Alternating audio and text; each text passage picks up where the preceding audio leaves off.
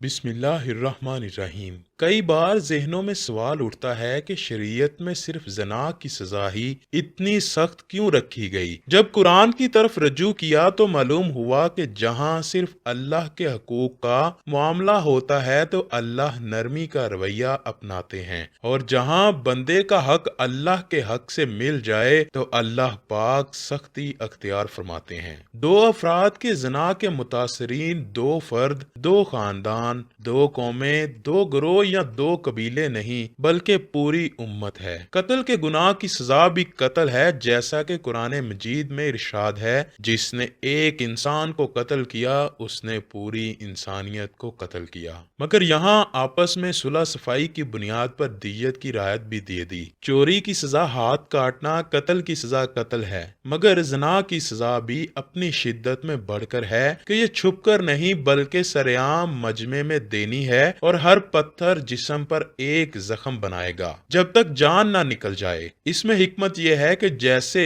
اس گناہ کے عمل میں اس کے جسم کے ہر ٹشو نے لطف اٹھایا تو اب موت بھی لمحہ لمحہ اور پل پل کی اذیت کے بعد آئے گی، یعنی زانی جب تک اپنے خون میں غسل نہ کرے اس کی توبہ قبول نہ ہوگی۔ مگر کیا اللہ پاک اتنے بے انصاف ہیں کہ ایک گناہ کی اتنی بڑی سزا رکھ دی؟ نعوذ باللہ۔ مگر اس سے بچنے کی کوئی ترکیب یا طریقہ نہ سکھایا؟ ایسا نہیں ہے دوستو۔ اللہ تعالیٰ نے اس امت کو اپنے نبی صلی اللہ علیہ وآلہ وسلم کے واسطے سے قرآن و حدیث کے ذریعے اس گناہ سے بچنے کے لیے پورا پلان پیش کیا ہے۔ احکامات کی پوری لسٹ ہے، آئیے ان سب کا جائزہ لیں۔ پہلا حکم ہے اجازت طلب کرنا۔ کسی کے گھر یا کمرے میں بلا اجازت مت جاؤ۔ بھائی بہن کے، باپ بیٹی کے، ماں بیٹے کے کمرے میں جانے سے پہلے اجازت طلب کرے۔ شریعت اس طرح ہمیں مزاج سکھا رہی ہے، اور آج اس حکم پر عمل نہ کرنے سے محرم رشتوں میں بھی خرابی آ رہی ہے۔ گھر میں دو حصے رکھیں، پرائیویٹ رومز یعنی ذاتی کامن رومز یعنی عام پرائیویٹ کمروں میں محرم اجازت سے، اور اجنبی بالکل مت جائیں تاکہ ایک دوسرے کو نامناسب حالت میں نہ دیکھ لیں، یعنی ڈرائنگ روم وغیرہ میں مرد ہی مردوں کو خوش آمدید کریں، عورتیں بالکل مت کریں، کزنز ہوں یا سسرالی رشتہ دار۔ مگر المیہ یہ ہے کہ ہمارے ہاں کزنز کھلم کھلا فیمیل کزنز کے کمروں میں جاتے ہیں، چھیڑ خانی ہو رہی ہوتی ہے، ہنسی مذاق اور آؤٹنگ چل رہی ہوتی ہے، اور اسی دوران شیطان اپنا وار کر دیتا ہے۔ عورتیں یاد رکھیں کہ مرد زبردست اور عورت زیر دست ہوتی ہے۔ کیا یہ ممکن ہے کہ کوئی عورت پاک رہنا چاہے مگر مرد اس کو پاک نہ رہنے دے؟ دوسرا حکم نظر کی حفاظت ہے۔ نظروں کو نیچا رکھیں اور اپنی حیا کی حفاظت کریں۔ یہ حکم مرد اور عورت دونوں کے لیے ہے۔ عورتوں کی شادی بیاہ اور مردوں کی بازاروں میں اکثر نظر بہکتی ہے۔ کوئی مہمان آئے تو عورتیں جھانکتی تاکتی ہیں، باپ بھائیوں کے دوستوں سے ہنس ہنس کر ملنا ہو رہا ہوتا ہے، جبکہ شریعت تو دیکھنے سے بھی منع کرتی ہے۔ مردوں عورتوں کی یہ عادت شادی بیاہ میں کھل کر سامنے آتی ہے جب بے حیائی اپنے عروج پر ہوتی ہے۔ دو اندھے اگر آمنے سامنے بیٹھتے ہیں تو ان کو نہیں معلوم کہ سامنے والا کیسا، کتنی عمر کا ہے، مگر شریعت ایک نبینا اور اندھے کو بھی آمنے سامنے بیٹھنے سے منع کرتی ہے، جیسا کہ سیدنا عبداللہ مکتوم رضی اللہ تعالی عنہ والی حدیث سے ثابت ہے۔ عورتوں اور مردوں کو کئی بار مجبوری میں بات بھی کرنی پڑتی ہے، جیسے بازار وغیرہ میں، تب شریعت چہرے پر نظر ڈالنے سے منع کرتی ہے۔ صرف پردہ کرنا مسئلے کا حل نہیں بلکہ نظر بھی جھکانی ہے۔ امام غزالی رحمت اللہ علیہ فرماتے ہیں، نظر سوچ کے اندر تصویر لے جاتی ہے، یہ تصویر خواہش میں بدل جاتی ہے، اور پھر یہی خواہش بے حیائی کا راستہ دکھاتی ہے۔ تیسرا حکم زینت کو چھپانا۔ پردہ اور چیز ہے اور زینت اور چیز۔ عورت کے اعضائے زینت نماز میں چھپانے والے اعضاء نہیں۔ کوشش کریں کہ اس فتنے کے دور میں محرم سے بھی زینت والے اعضاء چھپائے جائیں۔ اپنے سینے اور گریبان کو خصوصاً ڈانپیں۔ مرنے کے بعد اللہ تعالیٰ 4 کپڑوں میں عورت کو ڈانپ کر قبر میں بھیجنے کو کہتا ہے۔ عورتوں نے زندگی میں 2 کپڑوں کا لباس معمول بنا لیا ہے کہ اب تو بوتیکس بھی دوپٹے آرڈر پر تیار کرتی ہیں، کیونکہ عورتیں 3 کپڑے بھی پہننے پر راضی نہیں۔ مسلمان عورت کا غیر مسلم عورت سے بھی نماز والا پردہ ہے، یعنی سوائے چہرے، دونوں ہاتھ اور پاؤں کے باقی جسم چھپانا، مگر یہاں تو ویکس بھی کروائی جاتی ہے اور فیشلز بھی۔ مرد حضرات پبلک یا گھر میں شارٹس نہیں پہن سکتے۔ آپ حیادار ہوں گے تو گھر کی عورتیں بھی اپنی حیا کو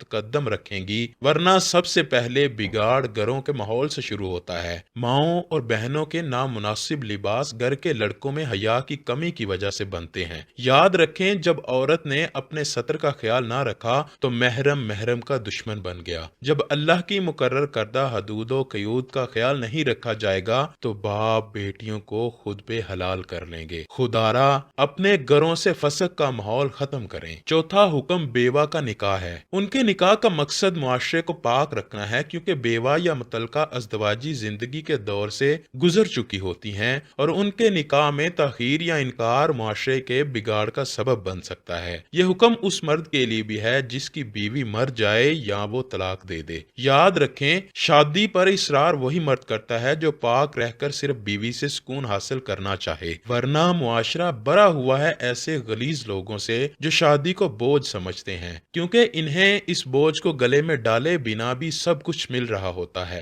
اللہ تعالیٰ نے اجازت دی ہے کہ ایک سے خواہش پوری نہیں ہوتی تو 2 شادیاں کر لو، 3 کر لو، 4 کر لو، ہاں بیوی کے حقوق پورے کرنا فرض ہے۔ مگر کیا کیا جائے اس اخلاقی طور پر دیوالیہ معاشرے کا جو گرل فرینڈ تو 10 برداشت کر لیتا ہے مگر بیوی 1 سے 2 نہیں۔ اسی طرح بیوہ کی شادی پر ایسے بے شرم تبصرے اور اعتراضات کیے جاتے ہیں کہ اللہ کی پناہ، نکاح میں بہت تاخیر نہ کی جائے۔ ہم گھروں میں کیبل لگوا کر، کھلی آزادی دے کر، کو ایجوکیشن میں پڑھا کر، پھر اپنے بچوں سے حضرت رابعہ بصری اور حضرت جنید بغدادی بننے کی توقع کریں تو ہم احمقوں کی جنت میں رہتے ہیں۔ 2 جوان لڑکا لڑکی جب یونیورسٹی کے آزاد اور روشن خیال ماحول میں پڑھیں گے تو ان کو تعلق بنانے سے کون روکے گا؟ جب گھروں میں دینی تربیت نہ ہو، مائیں سٹار پلس کے ڈراموں اور کپڑوں کی ڈیزائننگ میں مگن رہتی ہوں، اولاد کی سرگرمیاں ان کی صحبت سے ناواقف ہوں، تو جیسی خبریں آئے دن اخبارات کی زینت بنتی ہیں وہ بعید نہیں۔ مگر ہمیں تو یہ سکھایا جاتا ہے کہ جب نظروں میں حیا ہو تو پردے کی کیا ضرورت ہے۔ اس کا تو مطلب یہ بھی بنتا ہے کہ جب نظروں میں حیا ہے تو پھر کپڑوں کی ضرورت بھی نہیں۔ یہ اللہ تعالیٰ کا اپنے محبوب کی امت پر خاص احسان ہے کہ اس نے ہم میں پچھلی قوموں کے تمام گناہ دیکھ کر بھی ہمیں غرق نہیں کیا، ورنہ بنی اسرائیل کے لوگ تو بندر بھی بنائے گئے اور خنزیر بھی۔ توبہ کے دروازے بند نہیں اور نہ ہی رب کی رحمت کم ہو گئی ہے۔ جب اللہ کی محبت اور ایمان کی روشنی دل میں آ جاتی ہے تو یہ نور علی نور ہے۔ اب ایسے دل میں بے حیائی داخل نہیں ہو سکتی۔ ایمان کا نور لینا ہے تو ان گھروں میں جا کر بیٹھ جاؤ جہاں صبح و شام اللہ تعالیٰ کا ذکر اور تسبیح و پاکی بیان کی جاتی ہے، یعنی مسجدیں۔ توبہ سے شاید دن گزرنے کا انداز بدل جائے، راتوں کی بے چینی سجدوں کے سرور میں بدل جائے، اور جب یہ میڈیا اور معاشرہ تمہاری توبہ کو کھانے لگے تب فیصلہ ہوگا کہ تم اس رب العزت کے غلام ہو یا اپنے نفس کے۔ اللہ پاک سے دعا ہے کہ وہ ہمیں ہر برائی سے دور رکھے اور نبی مکرم صلی اللہ علیہ وآلہ وسلم کا سچا و پکا غلام بنائے۔